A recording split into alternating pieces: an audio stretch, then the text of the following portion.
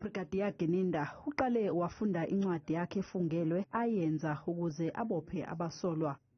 Kule ncwadi kubhalwe ukuthi kukhona abakhokhelwa ukuze kusocongwe uMeyiwa, hayi ukuthi ukubulawa kwakhe kwaba isigameko sokuphanga esingahambanga kahle.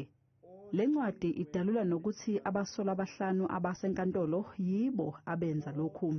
Investigation which resulted in evidence under oath revealed that the victim was murdered as a contractual assassination or hit rather than a robbery or robbery gone wrong. Evidence under oath revealed that 5 suspects actively participated in the planning and execution of the contractual murder of Senzo Meyiwa. Le ncwadi iqukethe nokuthi umsolwa ngamunye kulelicala wabamba liphi iqhaza kulobu bugebengu.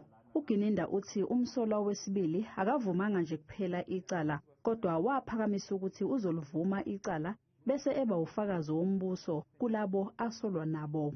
Uye wakhulumisana nathi ukuthi ke ake siyenzeni kanje, ngizovuma icala bese ningenza ufakazi kulo lelicala, ngizofakaza ngalolu daba olwenzakele, ngikhulume nokuthi abafowethu bayenzeni noma ngisho ukuthi abafowethu kwenzakele.